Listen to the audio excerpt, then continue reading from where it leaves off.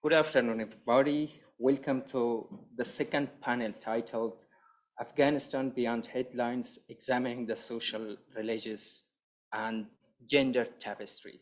We have three panelists in this panel. The first speaker that will present her presentation online is Munazza Ebtikar. Munazza Ebtikar is a doctoral student at Faculty of Asian and Middle Eastern Studies at University of Oxford, where she is writing her dissertation on war and memory in Afghanistan. She obtained her Master of Philosophy in Modern Middle Eastern Studies from the University of Oxford. She also holds 3 bachelor degrees from University of California, Berkeley in 2015 in Political of the Middle Eastern Studies.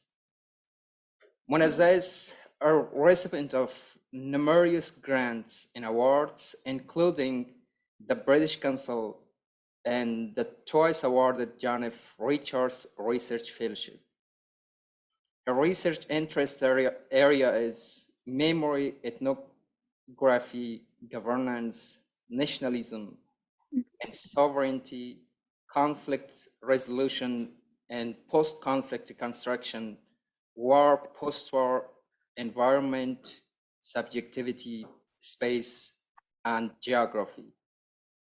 The title of her presentation today is Women, War, Memory, and Subjectivity in a Rural Community of Northern Afghanistan. Please join me offering Munazza. Welcome, Munazza.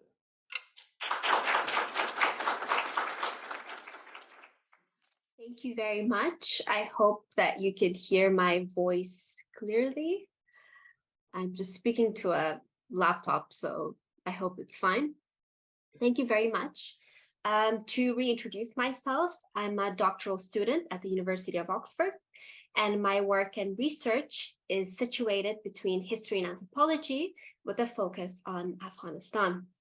Before I begin, I want to express my gratitude in presenting alongside distinguished co-panelists, Dr. Omar Sadr and Dr. Shah Mahmoud Hanifi, both colleagues whose research I have followed and learned from for years as a graduate student.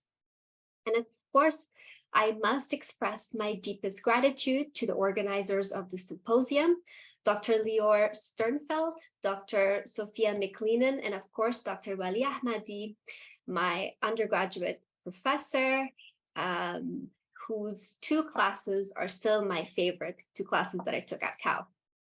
So I was very saddened when I found out that I couldn't make my trip to the United States physically, but I'm happy to be engaged with colleagues virtually.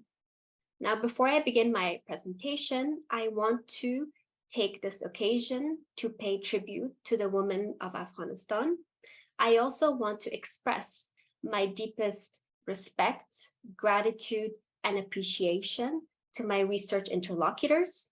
As researchers, we know that our work is only possible because of them. The women of my research have deeply contributed to this work, and more than the work itself, they have shaped my understanding of the world around me. Without their patience, care, and deep insights, my fieldwork and this presentation would have not been possible. So I'm going to share my screen now.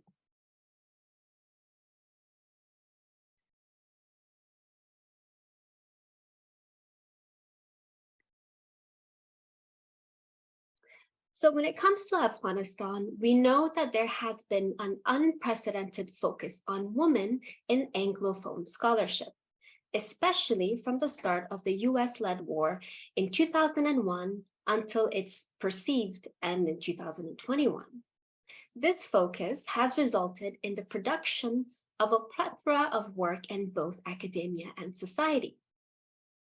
Most of this work, however, has been through top-down and generalizing explanatory frameworks, urban and elite-centric with destructive femo-nationalist or imperial feminist configurations that have rendered imperial violence on a mass scale justified in the country.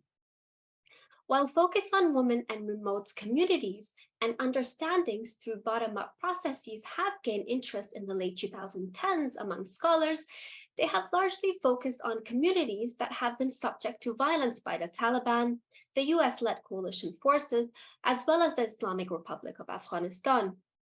Ongoing violence, however, has been experienced differently in other regions of Afghanistan across time and space. As what I'm presenting today is very much a research in progress and an aspect of my doctoral work, I will not engage in large, complex theoretical discussions nor provide any prescriptive lessons. Instead, I will take women from a particular region in northern Afghanistan as my central subject. As the theme of this conference is on global Afghanistan, it is important to remember that it's usually insights on a smaller scale, and probably only on this scale that we can, without deterministic reductions, provide a completely different picture of social groupings, nations, and even geopolitics. As students of Afghanistan, we know that people, inhabitants, communities are not merely puppets or agentless beings in the hands of great underlying forces of history, but they are active individuals and conscious actors.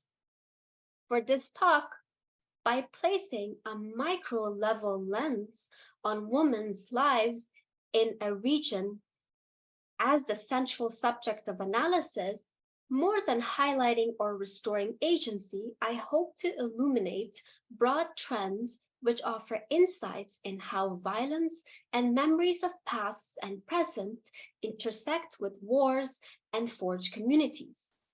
This level of analysis also provides insight which works against categories of identification such as ethnicity and nationality that are usually used as shorthand to explain communities, their dynamics, as well as violence of the past and present.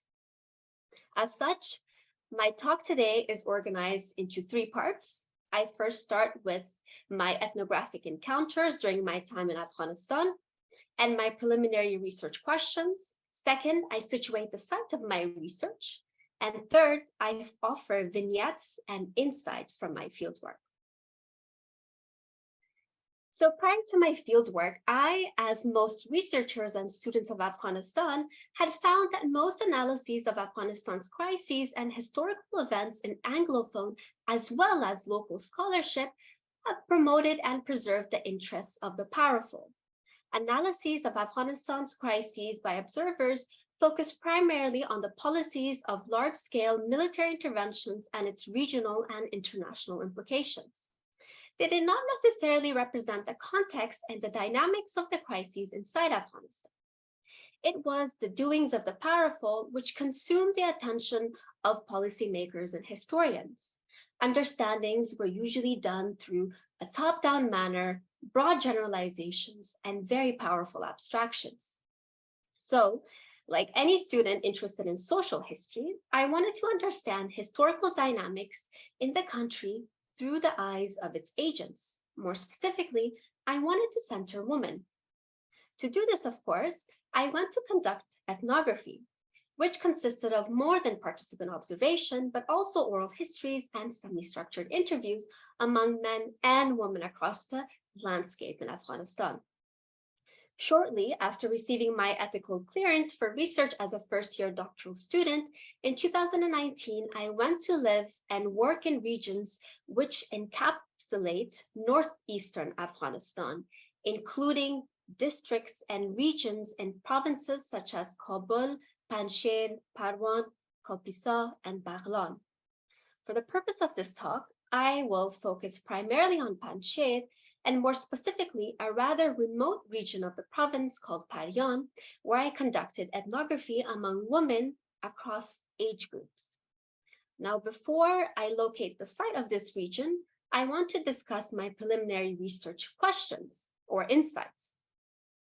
Inspired by the work of anthropologist Lila Abu Lughod in her seminal work Among the Awlad Ali Bedouin Women in Egypt, I wanted to understand how identities and social relations have been constructed and influenced by the experiences and memories of local, national, and imperial violence in the country. As I spent more time in my field sites, I learned that it is historical remembrance for communities in and from Afghanistan, which remains the crux of the motives that has facilitated in the formation of diverse communities and even wars and conflict. So I centered memory in both its individual and collective forms, as well as its persistence in the present and possible futures, to investigate what otherwise remains peripheral and unaccounted for in scholarship on Afghanistan. To locate the region, which is my primary interest in this talk, Perion is a district of Panjshir province. It is composed of predominantly Farsi Zaban or Persian-speaking inhabitants, and it is one of the 7 districts of the province. Other districts include the provincial center, Bazarak, Rukha, Anaba, Dara, Khinch, Shutul, and Perion. The region is located in northeast Afghanistan at the southern expanse of the Hindu Kush mountain range and borders 6 provinces: Nuristan to the east, Kopisa to the south, Parwan to the west, Baghlan to the northwest, Takhar to the north, and Badakhshan to the northeast. Panjshir province is relatively small, with a very small population. Given its proximity to the capital Kabul, many inhabitants travel between regions regularly. Although relatively small, this region has been the site of mass violence in Afghanistan's contemporary political history that have had local, regional, and imperial implications. For example, the province in particular was the site of 8 Soviet offenses during the 1980 Soviet-Afghan War, and the following decades in the 90s, the vast lands encompassing Kabul, Parwan, Kopisa, Shamoli, Panjshir, which were the sites of my fieldwork, became the front lines of various warring factions.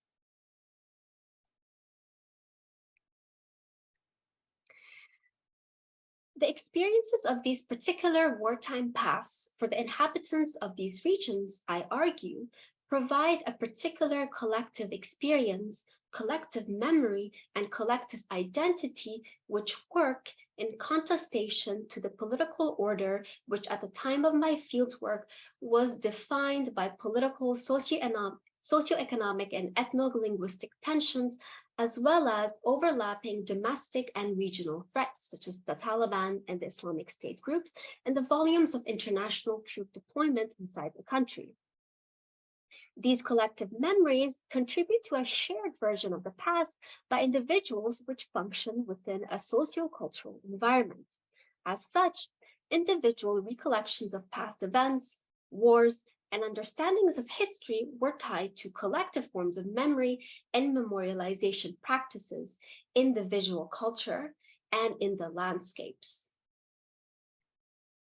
To look at the nexus between history, memory, war, and identity formation, there have been scholarly contributions by sociologists and anthropologists on the social phenomenon of memory. In the case of Afghanistan, the wartime context and the opening of society after 2001 allowed for the possibilities for a prevalence of public memories and raised questions by social actors about its problematic past and the politics of memory used by the previous ruling governments. So, to an observer like me, memory is thus in social patterns, expressions, and narratives. They emanate from individual experiences that are socially constructed, imagined, and represented. As conceived here, collective memory signifies narratives of the past constituted by and on behalf of specific groups within which they find meaningful forms of identification. As there is no one definition of memory,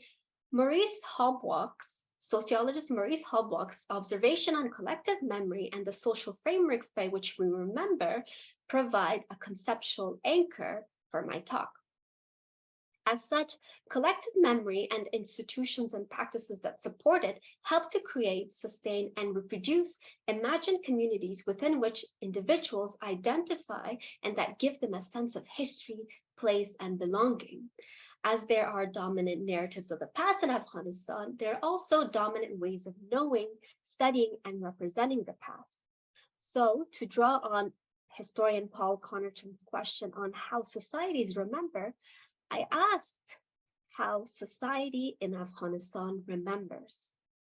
To make this question more specific for my research interests, I asked, prior to my fieldwork, how history in both its formal and informal renditions was and is understood in Afghanistan. Why does this matter for communities? What is formal and institutionalized history? Are there alternative histories being created? If so, what are they? How are they formulated and why? And more specific to my talk today, how do women understand themselves within a particular time and place? How are their recollections related to memory and history, and how do these recollections then inform their subjective experiences? Can history from a micro level analysis contribute to or change our understandings of the wars of the recent past in Afghanistan? How is the memory of wars related to contestation, identity formation, and subjectivity?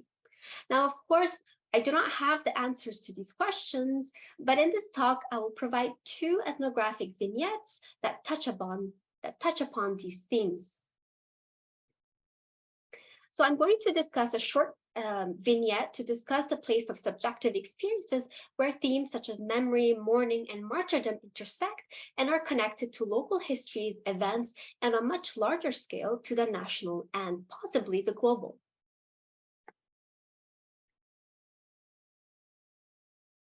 So during my fieldwork, I made regular visits to the homes of families that had lost their men, sons, husbands, brothers, and other relatives. The majority of these men were in their 20s and 30s and were killed while serving in Afghanistan's National Defense and Security Forces, the ANDSF. Visiting grieving families and paying respects, also known as Fatihagiri, are customary practices locally. In one instance, I note this in my journal. It was winter and temperatures were cold in Parian. Women exchanged usual pleasantries and referenced God and patience. When they saw some guests from Kabul, they expressed to them that they have not been in Kabul in years.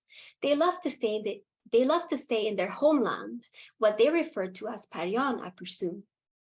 They consoled the family of the martyr, a young woman who was killed during a scuffle, a young man who was killed during a scuffle in a nearby village. The widow of the martyr, a young woman in her 20s, listened intently as her child leaned beside her.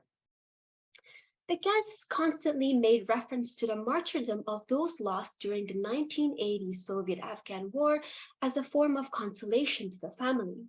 They recalled one story of a boy who was killed in the War of Chindawal, located in Kabul. The boy had accidentally detonated a bomb in his hand, and his family could not even find one piece of him. He was beautiful, another woman said, with his height and face. Another woman interjects and says, no, he was first captured and then killed by the Russians. He was so loved by his parents, says another. Everyone nods in agreement. Another woman looks at the young widow and says that you do not know what we have given in the past. We had nothing to eat. One part of Parian was Jamiati and the other Hizbi, referring to the local political groups. We learn to continue with life. God forbid anyone sees those tests from God. You are young. What has happened to you happened to millions of girls. You must think of making another life for yourself and remarry. Martyrdom is an honor. From the standpoint of my interlocutors, the men of the families that we visited had achieved martyrdom, otherwise known as shahadat. During these visits, mourning women, and at times men, were consoled by visitors who made reference to the martyrdom of the men in the previous wars, including men who were prominent and well-known fighters, close family relatives, or men from the area, Ahl Mantaqa. They expressed grief for their They expressed grief for their loss, but their loved ones' deaths were dignified as they were martyred during the periods of jihad, which denotes to the era of the Soviet-Afghan War locally, and muqawmat, translating to resistance, which denotes to the wars in the 1990s locally. Martyrdom during this 20-year war period during the 1980s and 1990s in this community is commonly understood as a sacrifice for a multifaceted cause, for religion, the people, and the homeland.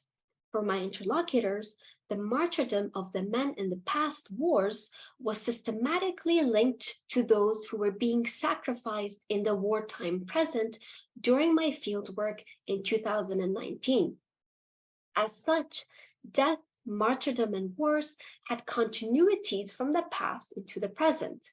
This past gave meaning to the deaths and the violence faced by the families of the men who were members of the ANDSF. But these gatherings entailed more than just mourning. Long discussions about the present socio-political crisis faced in Afghanistan would follow. On one visit, Miriam, a young woman, narrates a conversation she had with her friend Asma to the mother of the martyr as a form of consolation. Asma's husband was to return in 4 or 5 months from fighting in Helmand to Panjshir, and Mariam says to her, if he comes, is he allowed not to return? It's dangerous there. They will kill him. You have 3 children. Look how young you are. To which Asma responds that yes, he can choose to not return.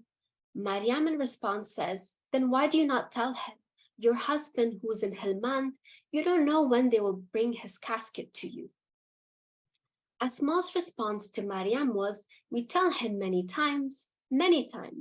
Just do the most basic task here, but just do not go to Helmand, because not only is it your life, but also your income and expectations from you are unknown. These conversations took place in 2019, a period of heightened political tensions and violence during the parliamentary and presidential elections, as well as the ongoing peace negotiations between the Taliban and the United States. Miriam narrated that she had advised the woman to stop her husband from serving in the ANDSF because the fight had become unclear, no malum, illegitimate, no mashru, and she was likely to lose him. The idea that there was a danger these soldiers faced for an unclear, now illegitimate fight emerged as a reoccurring sentiment in these gatherings of mourning. The government was perceived to be increasingly corrupt, fisadi, and ungodly, be'iman, for several reasons, the most significant of which was that it was cowering to the United States and releasing the same Taliban prisoners against whom their men were losing their lives on the battlefield. And so it seemed to them that the fight in which their men were taking part was no longer for a religious, collective, or nationalistic purpose. Instead, suggestions to not send their men to serve in the ANDSF became commonplace. Why doesn't Ashraf Ghani send his son to fight? Why does it have to be our poor son? In these moments, the past was invoked and valorized to give meaning to the present. The difference between these 2 eras for my interlocutors, these 2 wartime eras for my interlocutors, was that the fight in the past was by the people and for the people. Now it is the fight by the people for the government. Reflections on the future was charged with uncertainty given the precarious present. This remembrance of the past wars in everyday conversation was tied to a kind of collective remembrance of the war and the time when Panjshir was the site of mass violence in the 80s and 90s wartime period. This invocation of the past and the contrast it provokes in the present were made not only by my interlocutors in a gathering like this one, prominent wartime political figures in the region also invoke the wartime past as a means to diagnose the present and prescribe the future, especially in times of heightened socio-political anxiety. So just from this short vignette, we could see how we can move beyond elite messaging, history, and historiography to examine how actors understand the present by drawing on the past in diverse ways. The past is not just a historical fact collected by experts and largely isolated from the understandings of their subjects. Here, the past is intertwined with ethnographic encounters in the present.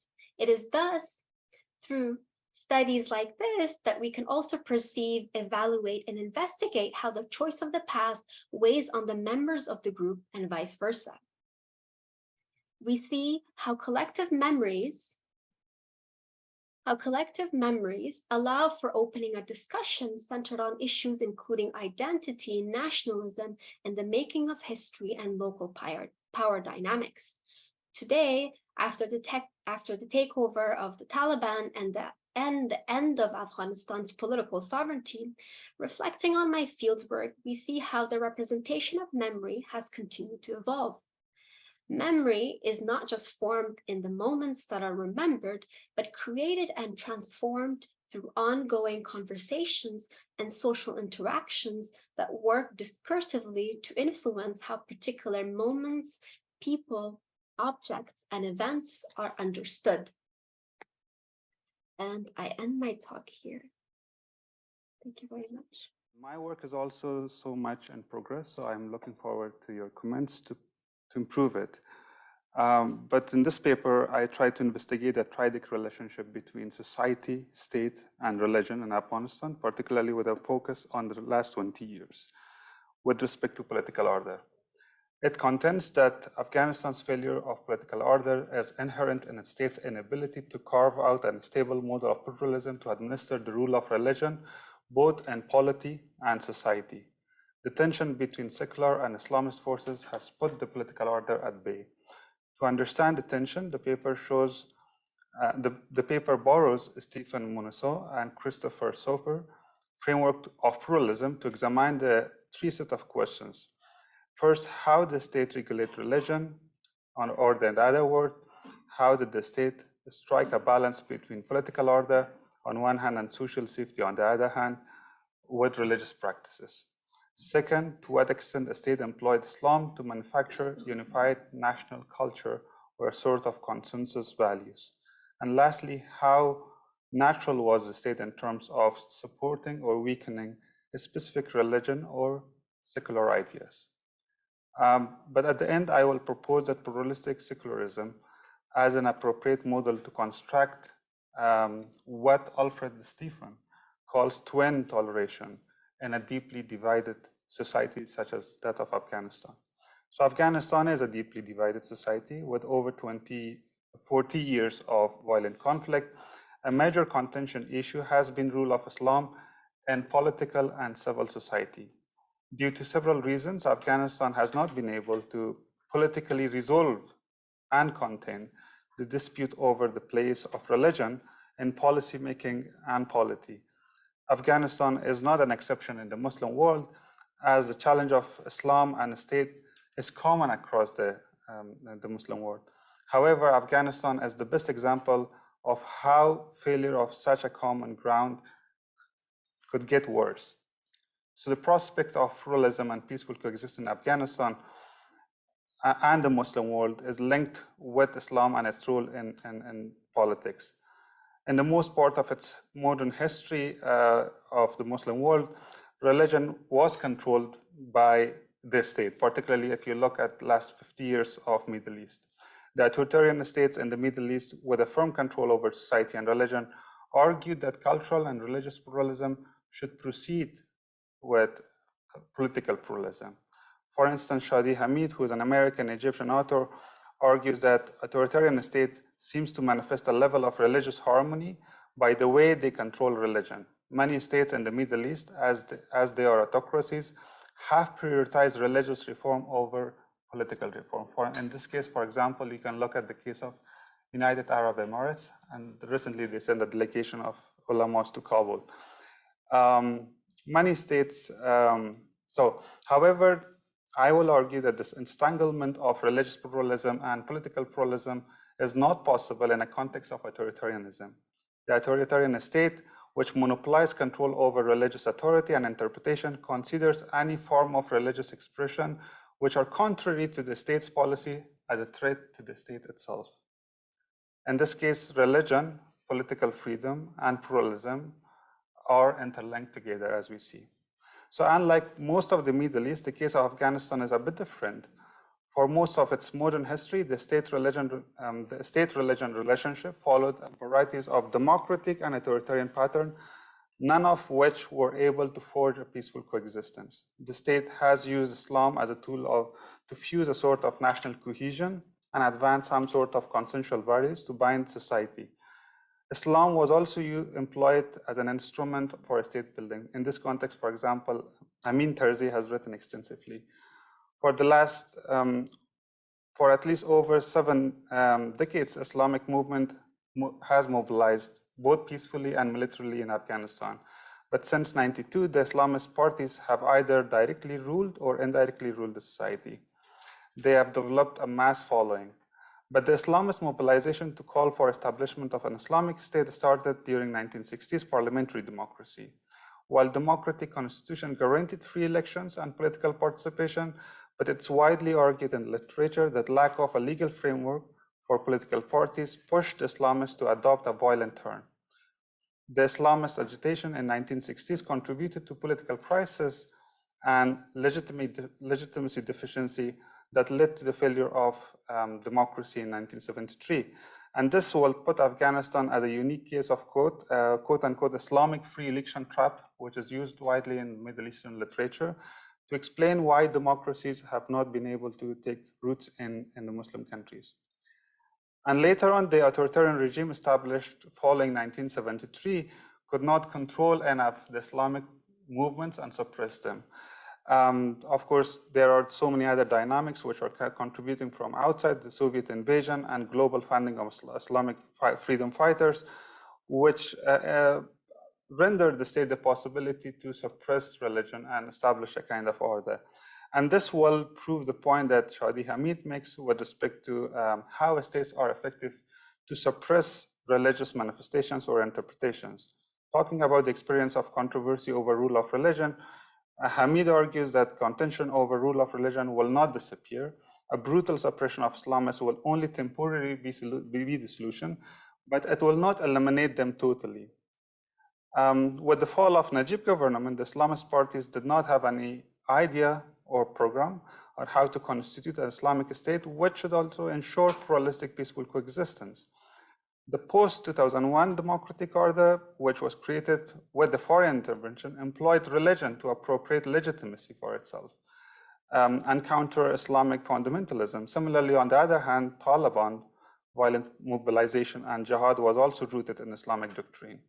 And this, according to Hamid, point is the fact that in these Muslim countries, the contention is not just between Islamists and secularists, but each of these camps, the secularists, for example, in Afghanistan, could not agree over fundamental values. And you see the same kind of division within the Islamists, while you have moderates and very fundamentalists who could not agree with each other. This will put, the recent history of Afghanistan will put the country in a sharp contrast with Indonesia, the largest Muslim majority country, where the Islamist party were able to mobilize masses since fall of dictatorship in 1998, when Suharto went out of political system.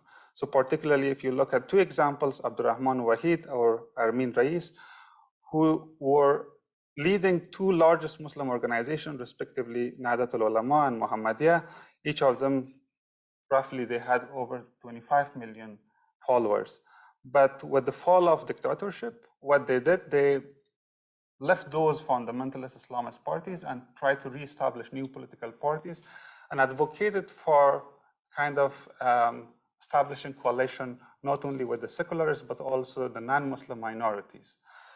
And Abdurrahman Wahid, he went on to theorize that there should not be there's no feasibility for an Islamic state when we have societies which are quite plural, as in Indonesia.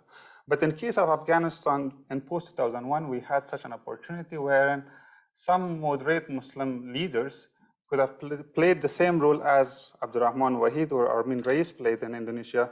But unfortunately, while these moderate Islamic leaders endorsed democracy, they failed to proactively push for pluralism and engaging with the non-Muslims or even seculars in Afghanistan. So the real challenge in Afghanistan is lack of a clear institutional framework to address the type of relationship between the state and religion.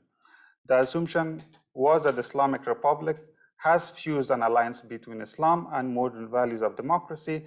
But however, what we see is the fusion was, in this fusion, the religious side of the alliance was much more heavier compared to the secular one. For instance, the president and the ministers had to give an oath of allegiance to obey and support Islam and execute Islam as a policy.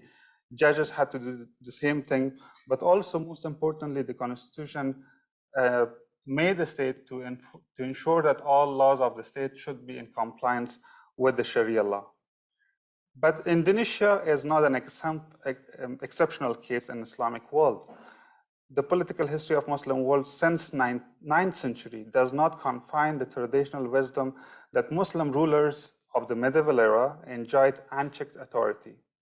The historical evidences show that absolutist rule of Umayyad dynasty in 8th century procreated counter-authoritarian resistance from autonomous class of Islamist jurists. These jurists were mobile and cosmopolitan and countered amirs, khalifas, and sultans' authority in the realm of legislation. This would mean a practical separation of power between the kings as an executive authorities and jurists as lawmakers. And based on a recent book which was published in 2022 by a scholar, Turkish-British scholar, Isa Zarkul, this will be a kind of a model of sovereignty which she calls Caliphate, Sultanic Jurisprudential Sovereignty Model, which is in complete contrast with another alternative sovereignty models which was created post-Mughal world order in the Muslim world. And that post-Mughal world sovereignty model was a fusion between the Mughal centralized rule plus the Persian notion of kinship, which somehow brought unification between the religious and political authority, while such kind of unification didn't exist earlier. So, but also if you look at the literature of historical sociology, one can argue that over 5 centuries, from 13th to 17th century, Asia enjoyed a continental world order which allowed peaceful coexistence in a highly heterogeneous society. And this is in contrast to Europe, which had a very violent political order in a heterogeneous society of Europe, because there were 30 years of war where different sects of Christianity were killing each other. So what went wrong is the question and here, and of course, that would be answered when you look at the advent of modernity. So how European societies try to address that crisis of pluralism and war in their societies, and how Asia is completely two different trajectories. And in Europe, of course, they invented liberalism as a tool in order to address the crisis of pluralism. But liberalism in Europe was also based on an idea which one of the liberal philosophers, John Rawls, called it freestanding political conception of justice, wherein everyone will agree on a freestanding concept of justice, and religion will automatically be off the society. Now, such kind of agreement on freestanding concept of justice will be quite difficult in a society which is heavily religious, like Afghanistan, or even Middle East. As Shadi Hamid argues, the differences over issues related to religion, values, and identity could not be overcome through a consensus. The disagreement over these issues is beyond the scope of our normal politics characterized by divide over policies. Now, how about secularism. The critical literature which is created in IR also, which is dealing with the non-Western theories of IR, they also argue that the crisis of modernity in the Eastern countries is with the way modernity and secularism was introduced in our societies. And this is somehow creating a crisis because the logic of religion and the logic of modern polity are completely in contradiction with each other. For example, Anna Tuckner says that Muslims are always puzzled with a paradoxical path, whether to follow the rationale of a state or the rationale of religion, which is extraterritorial notion of community-based religious foundation. Some other Turkish scholars also, for example, Pener Belgin also talks about how secularism in Turkish state was not driven based on internal needs of the society, but rather it was heavily driven because of the external relationship of Turkey with the European world. Particularly, she argues that the Turkish urge for secularism was based on three things: to become a member of European civilization, to end European intervention in internal affairs of Turkey in the pretext of protection of non-Muslim minorities, which happened during the Ottoman Empire, and finally, to ensure European countries that caliphate is ended and the modern state is not ambitious. One can see the same kind of trajectory in Afghanistan also, wherein certain models of secularism, which was practiced in society either in 1970s or later on in post-2001, was also rooted with the endeavor how to build relationship of Afghanistan with the global community. So that is the first model, liberalism, which will not work in our societies. But the second model is democratic model, where society comes to an agreement on how to accommodate religion. This is, of course, not necessarily based on a liberal standard. Such an accommodation may produce mutual tolerance if the state accepts or allows religious-based organizations to operate in civil society, and religion should not impose any limitations on individual liberties. And herein, I will use the concept of twin tolerance, which Alfred Stephen of Yale University has produced, wherein he says that even in European experiences, particularly if you look at Scandinavian countries, religion has a heavy presence in public institutions, for example, in providing of services, welfare, or hospitals, educations, schooling. But however, of course, the limitation is that these organizations will not be able to curtail public individuals' freedom. Now, the only problem would be how can we ensure radical movements like the Taliban, who are not willing to negotiate or not willing to talk with the rest of the society, particularly the seculars or the non-Muslims, to agree on a model of twin tolerance. The proposition that Shadi Hamid also gives with respect to the practice of Muslim Brotherhood and Middle East is also in contrast completely with the fundamentalists that we have in Afghanistan, wherein he says Muslims, followers of Muslim Brotherhood, never contested democracy.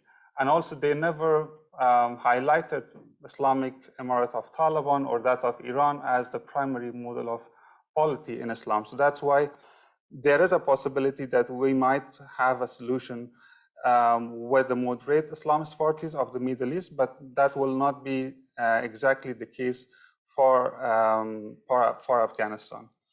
But lastly, that I will conclude, now I will think that the contention over sacred and secular is not the only dispute that we have over values in our society, particularly in Afghanistan. This disagreement is somehow rooted in a broader contestation of values, which will not be limited to religion. Liberalism is also contested in the West. The way, for example, now the United States is grappling with its how liberalism is a stretch both on its left wing and in right wing of the ideology itself.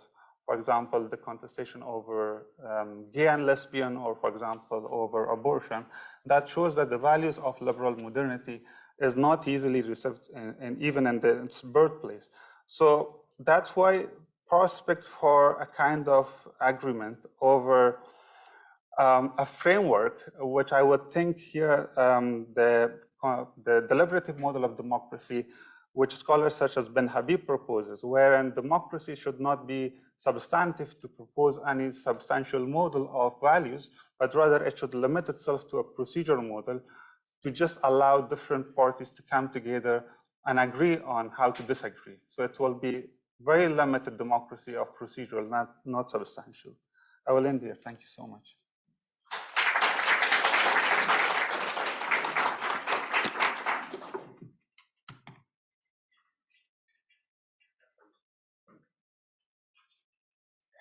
Thank you so much, Omar, for sharing your research. And the third and the last speaker of this panel is Dr. Shah Mahmood Hanifi. Dr. Shah Mahmood Hanifi is a professor at the History Department at James Madison University. He obtained his Ph.D. from the University of Michigan and his Bachelor of Arts degree from the University of Wisconsin-Madison. His research interests include Afghanistan, the Persian world, Pashto, colonialism, nationalism, tribal history, nomadic societies, Islamic urbanism, and historical linguistics, migration, environmental studies. He is the author of Connecting Histories in Afghanistan, and he has also published many journal articles, book chapters, and essays pertaining to his areas of interest. The title of his presentation here is Primary Environmental History Lessons for the Afghan People. Welcome, Dr. Shah Mahmood Hanifi. Thank you. Let me say, I'm sorry that I have, I think, far too many images than necessary. I'll try to be efficient in my use of them. But I think I should say something brief about the two books that were so nice, wonderful to see out there for purchase. And I think they're both kind of symptoms of my discontent with received narratives about Afghanistan. In the first case, Connecting Histories really speaks to my discomfort with Kabul centrism, I think, and what other, a number of other epistemological invasions as I came to understand them later in my career. And the second Elphinstone book is, again, just a product of my sense that there's not enough critical engagement of colonial actors and indeed national elites, I think, have been given kind of a historiographic pass largely. And I think both of those books are kind of reactions to that. I've made a couple of arguments previously that I might briefly restate here. And the first is that I've said that I believe Afghanistan is a human library that's yet to be read. And in that sense, I think the people of Afghanistan, ordinary popular class people, have a lot to teach us. I think we all have a lot to learn about Afghanistan. I certainly do. And I think I could learn from these kids in that classroom. And I'd like to embrace a spirit of kind of dialogue for the future of education in Afghanistan. I can't help but notice how difficult it is to discuss historical matters in the United States, given the political and other pressures upon us in the academy. And I think similar kinds of pressures have been operating on how history is written and taught in Afghanistan. And if my father's 12th grade history textbook is any indication, the history curriculum in Afghan schools is really, really poor, driven by kind of great man theories of history, really problematic for their gaps and biases. And I imagined this lecture to be kind of a first lecture or discussion I'd like to have with kids like that about history and about environmental history in particular. The other point I've made before is that I believe that global knowledge produced about Afghanistan has done a lot of harm to the Afghan people.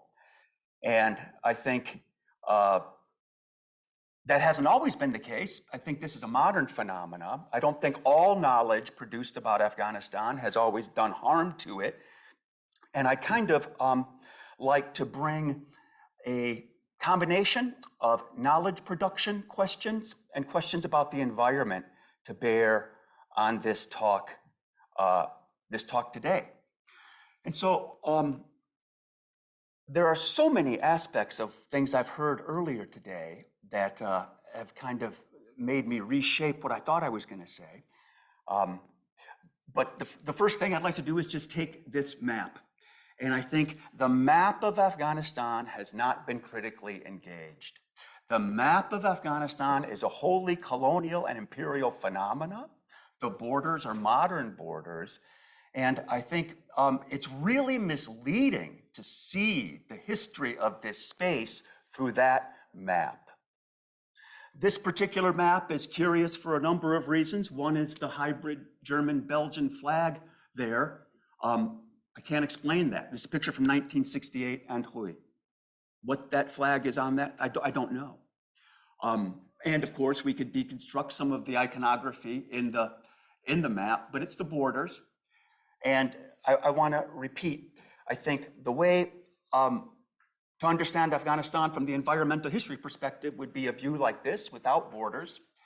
And I'll say at first that a view like this forces us to think of other elements that drive the narrative. And I'll argue that the three elements that really explain the environmental history of this space are the Indus River, the Amu Darya or Oxus River, and the Hindu Kush mountain range. And I'd like to kind of pursue rivers and mountains in what follows. And at the same time, an even wider panorama of the Eastern Hemisphere gets us into sort of questions about climate change and Afghanistan's place in the world, and indeed those children's place in the world, a world of ideas, a world of knowledge production about the environment and the climate. And so then, rivers. I have this map of Afghanistan with borders kind of in the middle to highlight the multiple 5 river basins, okay, that give Afghanistan a wide range of diverse ecologies, and it's these rivers that connect the people and the resources of that space to spaces beyond the border historically. The rivers of Afghanistan are a grid of connectivity for the people and resources there to the outside world. And of course, we can't think about rivers without thinking about mountains, really as an intimate pair. Now, in terms of knowledge production and the kinds of knowledge that has accrued in Afghanistan around rivers and water, the ancient Karez or Khanat system of underground irrigation canals is a feat of global engineering that originated most likely in Achaemenid Iran, spread to Afghanistan, and from there really to the rest of the world. This technology that originated in the space of Afghanistan has global application in Europe and Latin America, as the small slide kind of indicates in the middle there. And this is a sophisticated regime of labor, mustering labor and coordinating human actions. Mountains. The mountains of Afghanistan are connected. The Hindu Kush is connected to the Himalayas. And the amount of knowledge production around these mountains is extraordinary. And I want to focus really on natural resources, particularly minerals, and timber when I speak of mountains. First with lapis lazuli, a globally traded commodity. I think we could find lapis in a market here in College Station. But the point is that for millennia, dating back to the pharaohs, lapis lazuli from what is now Afghanistan has traveled the world and been a really highly prized, precious gem that has given Afghanistan global significance. And mining is no small scientific accomplishment. How mines work involve a lot of sciences. And again, in Afghanistan, the mountains here are designed to highlight timber and wood. Wood from the Himalayas and wood from the Hindu Kush has circulated and been used in and around Afghanistan for millennia. And contemporaneous with Pharaonic Egypt is the Indus Valley civilization, South Asia.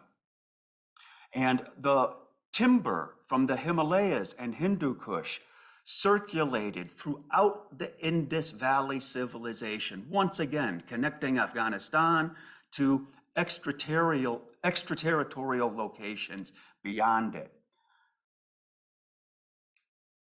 Afghanistan is often reduced in terms of its forest and wood cultures to Nuristan. Nuristan is really generated a tremendous amount of ethnography, much of it dealing with wood. But I'd like to argue that Afghanistan as a whole is a wood culture, not just Kafiristan. Wood is a vital resource for heating and construction throughout the country. And I can't emphasize particularly cedar wood from high alpine environments in Afghanistan. So from the ancient period, what we know is that there's a tremendous amount of hydraulic, geographic, and mineralogical sciences that took shape and really helped give Afghanistan the intellectual architecture, ancient intellectual architecture that Islam absorbed and expanded. Islam did a number of things regarding knowledge production to Afghanistan. First, I just want to highlight animals, and particularly the horse. There is no more important natural resource for the history of Afghanistan than the horse. And Islam itself has a very prominent horse and equine history, and kind of veterinary sciences known in the Islamic historiography as Faras Nama are really significant for, again, the people in Afghanistan. Horses and camels also. Camels are the key transport beast of burden connecting Afghanistan to the outer world. And about 1,000 years ago, some of you may know, there was a major scientific discovery regarding camels. That's the interbreeding between 1- and 2-humped camels.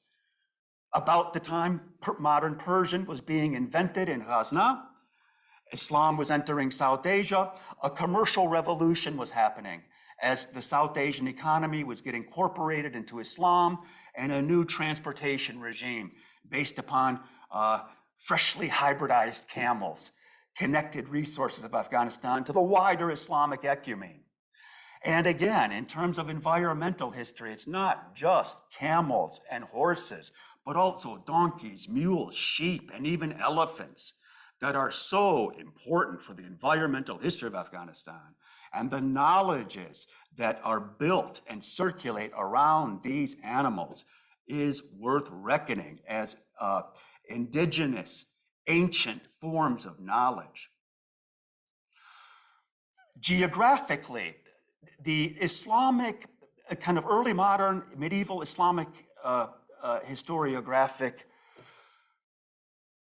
literature brought Afghanistan into a wider geography of the Islamic world. Essentially, what happened was the sense of the world map based upon climate, climes of Ptolemaic climes gave way to geographic regions. during the Islamic centuries.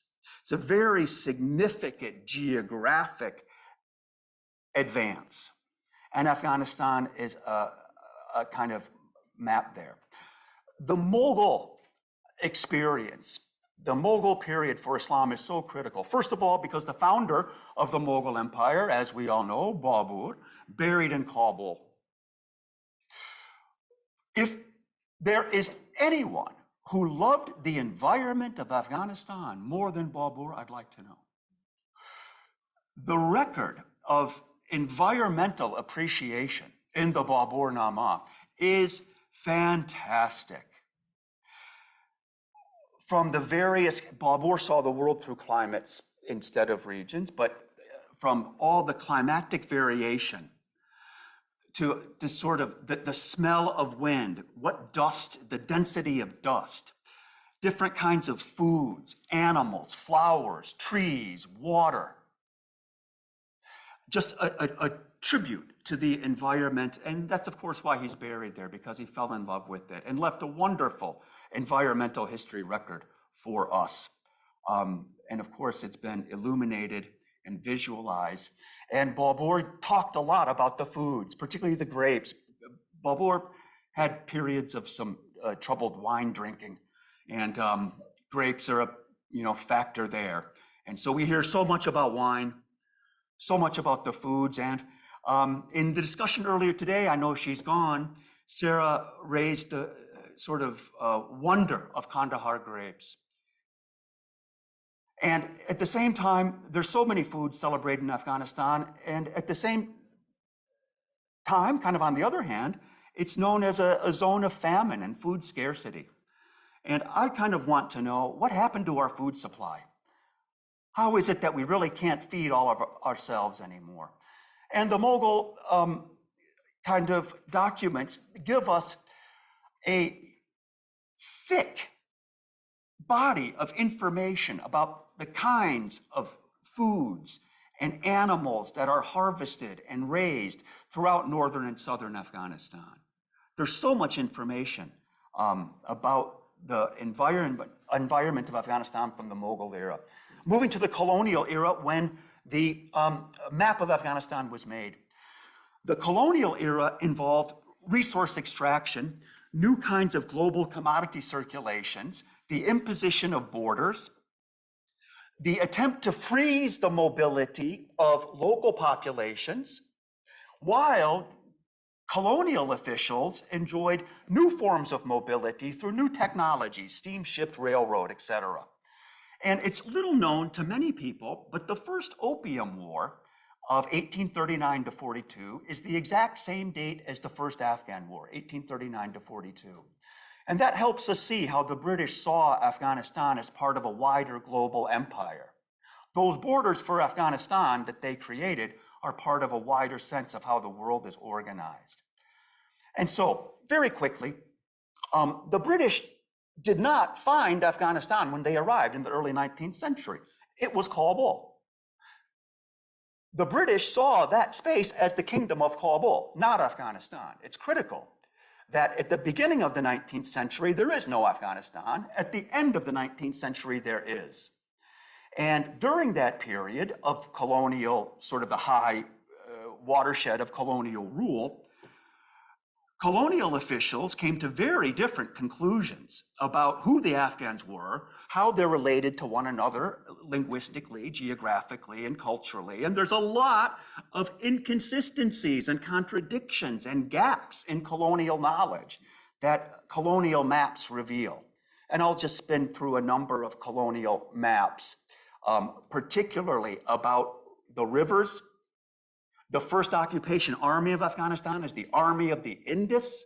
That's because the Indus River was the primary defining feature of that space for the British.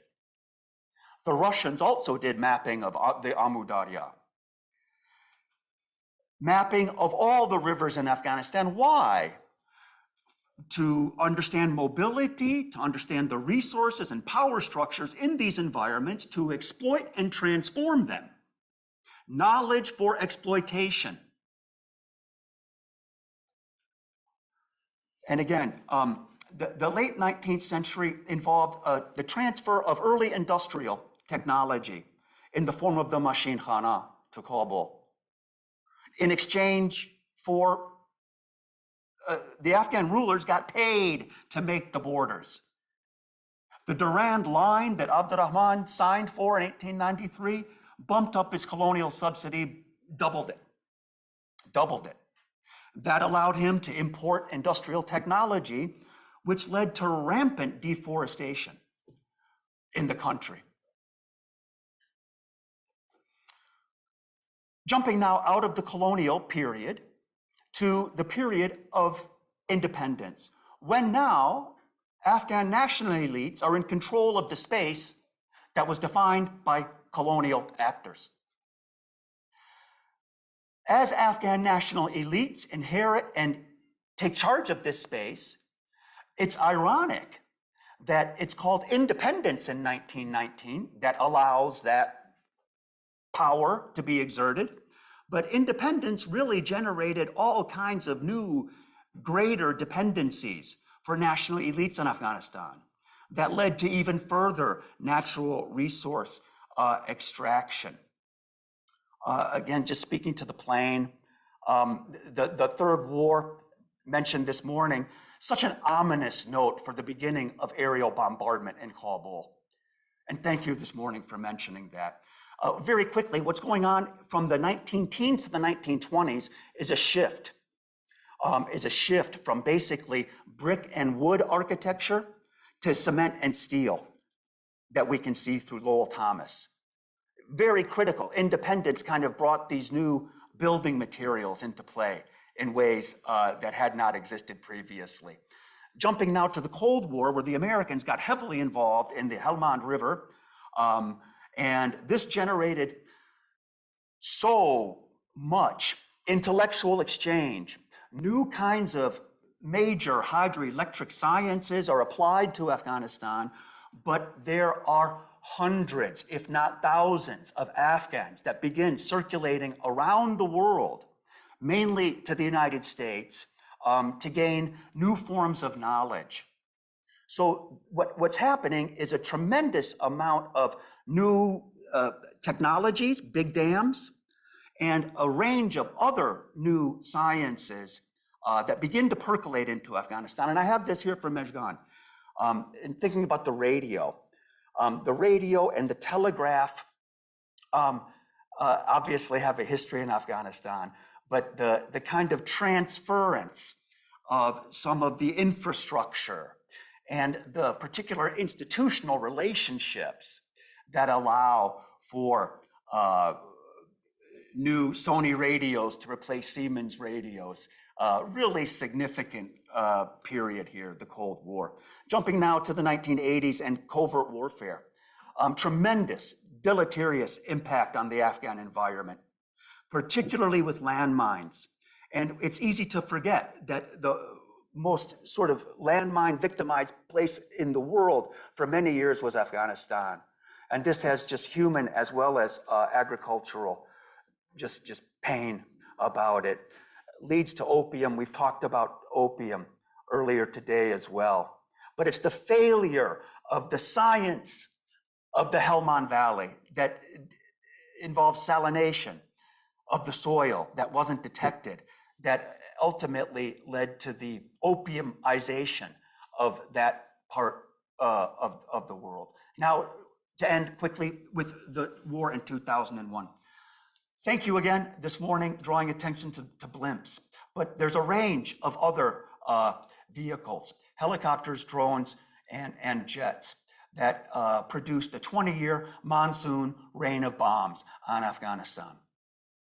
And that began with Tora Bora, and this incident in Tora Bora has led to a tremendous amount of problems in the form of depleted uranium that has entered the groundwaters of Afghanistan beginning in 2001.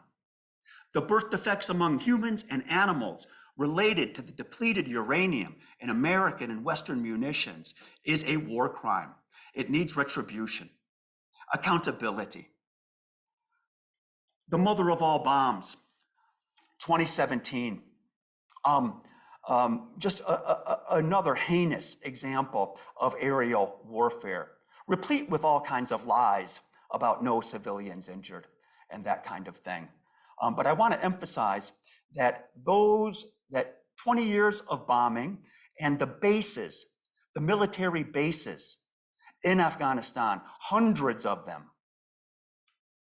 some of them official PRT bases, others not.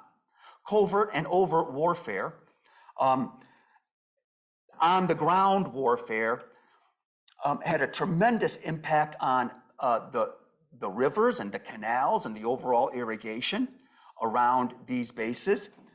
But the toxins from the burn pits that the Afghan people and the air and the soil are still suffering from need attention, not just the burn pit problems for US veterans. For the Afghan people, I call for retribution and accountability.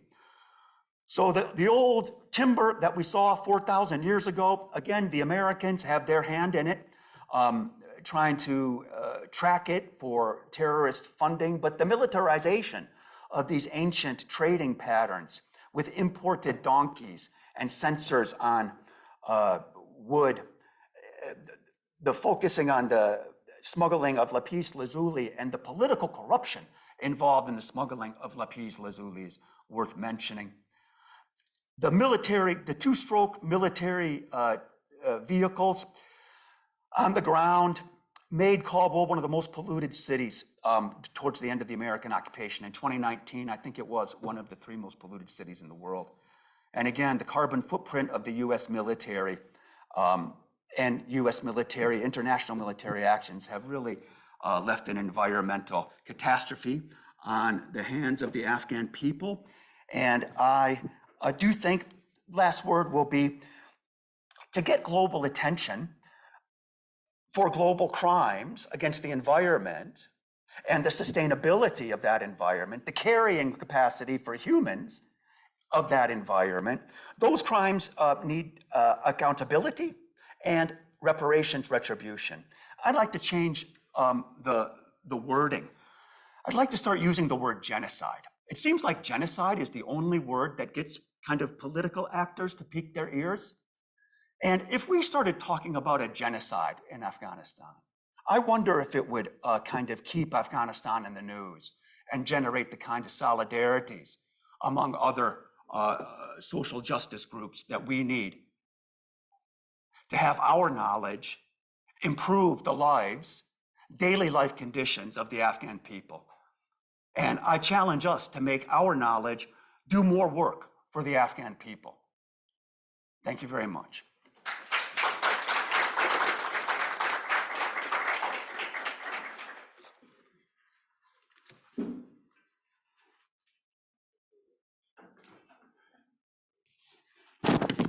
Thank you so much, Dr. Shama Hanifi. And it is the time for questions. If you have any questions.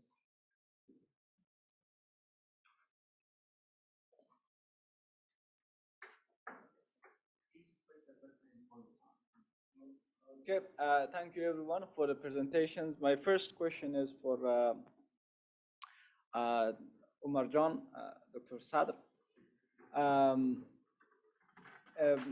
When looking back at the history of Islamism and religious intolerance in Afghanistan and the wider Islamic world, where do you put the source of this intolerance?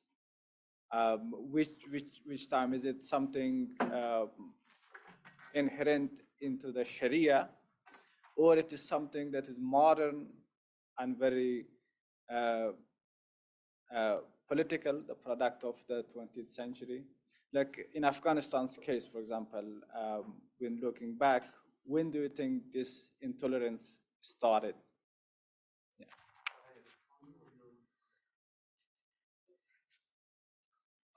Well, so I think this question has been discussed so much in literature, and it's widely understood that Islamic radicalism is a response to modernity.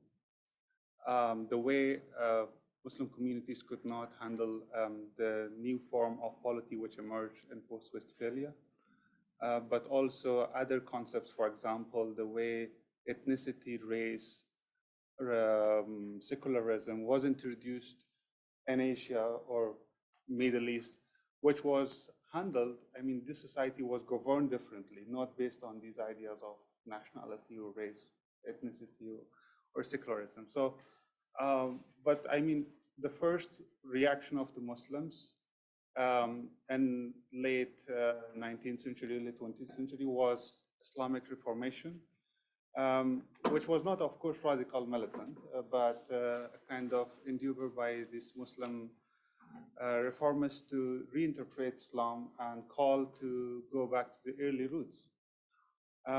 However, it turns radical with the new global order,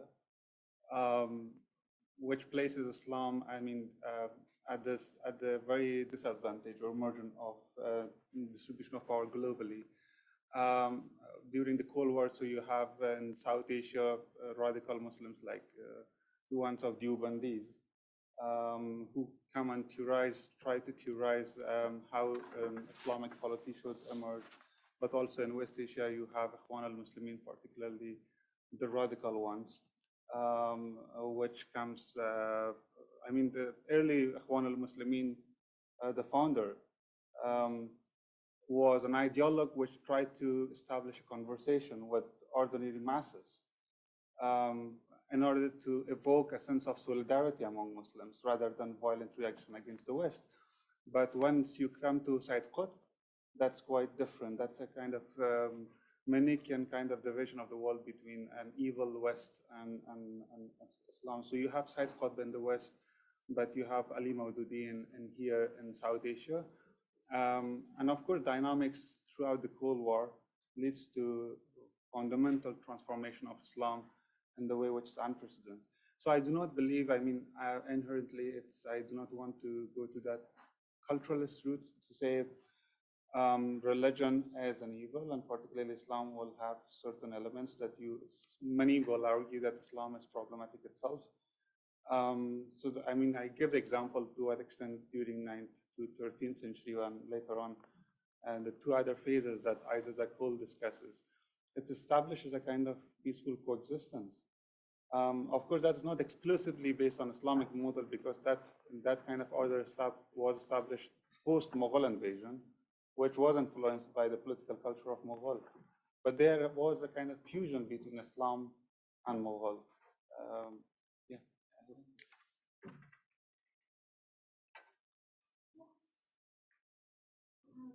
My question is for Professor MPhil. Thank you very much for your presentation, Professor MPhil. You ended on, I think, a really interesting and important point on this notion of genocide and acknowledging genocide, and that we need to acknowledge it, we need to openly talk about this and acknowledge it. And I think that there has been definitely discussions of genocide to specific communities inside of Afghanistan. I mean, Stop Hazara genocide is a hashtag. Some would even argue that in Panjshir there's an ongoing genocide. And I really appreciate your critique here of imperialism's damnation on this land, so to speak. And I just wonder if you have any thoughts on what we can make of all of this, in considering also the Taliban's ongoing terrorism and genocide in this land as well. Thank you. Good.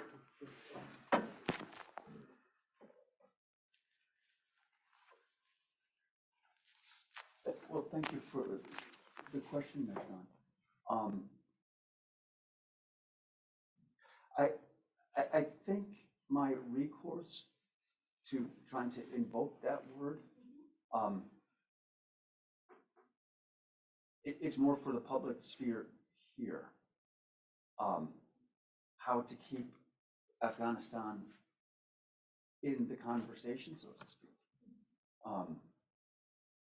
but I do see that there would be value to taking that discussion internally among Afghans themselves, so to speak. And I'm not sure if we can really speak of the Taliban as kind of an Afghan phenomena explicitly. There's kind of international actors involved there. So in all of this, I think part of the problem, I'm kind of struck with the irony that Putin was just now indicted by the International Criminal Court when the International Criminal Court's abdication of Afghanistan is just so conspicuously glaring. I'm really kind of shocked at that. And the fact that now uranium isotopes from depleted uranium in Iraq are showing up in England, apparently.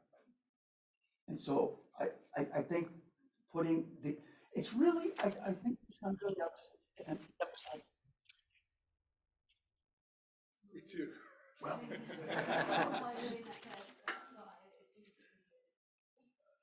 yeah, I think what this is, it's the environmental impact of war. And maybe it's the environmental impact of capitalism that I think is one that we should all think more critically about across all geographic, linguistic, generational differences. It's a great question. I'm not sure how to answer with it effectively.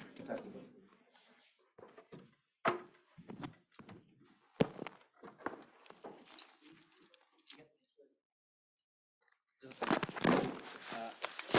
thank you for the interesting talk, and indeed it was very important to look on some aspect of environmental aspects, to cover environmental aspects of such thing, and thank you, Dr. Shah Mahmood, for the talk. And I have comments for Dr. Sadar, and also want to clarify and need kind of clarification from Ms. Munazza, and want to share one of my project that I have interest to work on. My first comment for the Dr. Sadar paper is about the conflict and exclusive approach of Islam used as a tool for warfare in Afghanistan, and we all know that if you little bit work on this thing, might be it will also enhance your arguments. And the second one was this exclusive approach also leads to the racial discrimination and gender discrimination, which was catastrophic. Yeah, and these all things happened by warlords, and all warlords were they had a religious history. Yeah, this was my comment for your paper. And the second question I have from Ms. Munazza is about. I assume that the area she is working, it's around about 30 miles from the capital of Panjshir, and I also had up an article on nitrates and these kind of stuff, which and it's published last year in December in ProPublica. And I examined, and I was working from 2017 to 2021 when I was leaving Afghanistan, and I'm wondering, like, this area was most secure, and was the like a lot of people was visiting the site. Yeah, like myself, I didn't I didn't find any kind of evidence that NDSF or any kind of security raids happen in Persian region of Panjshir. I was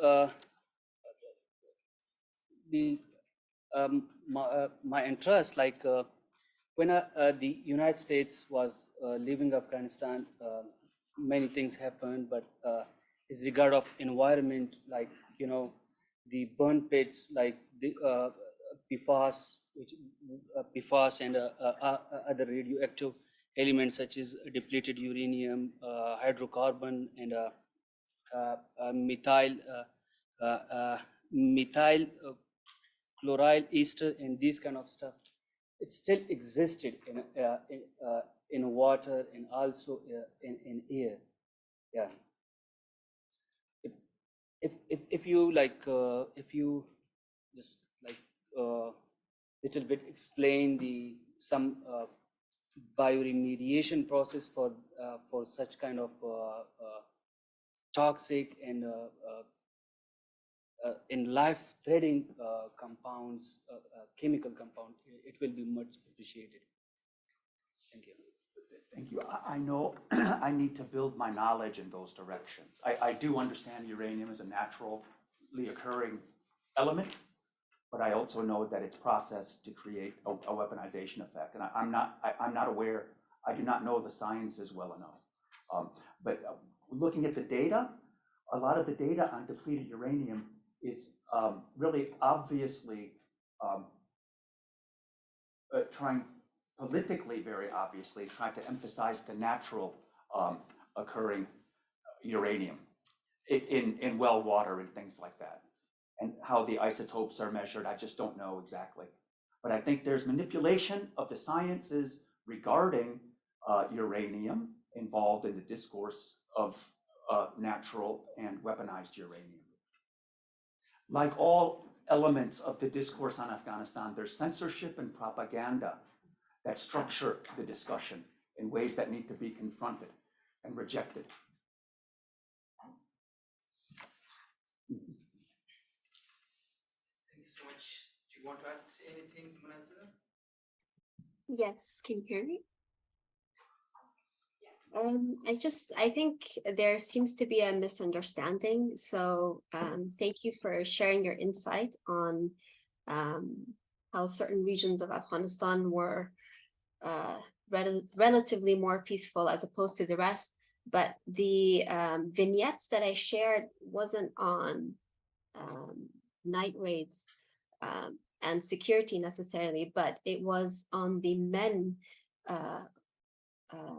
who would serve as part of the ANDSF and stationed in regions where there was mass violence and conflict. So, for example, in the one that I shared, it was on the men who were stationed in Helmand.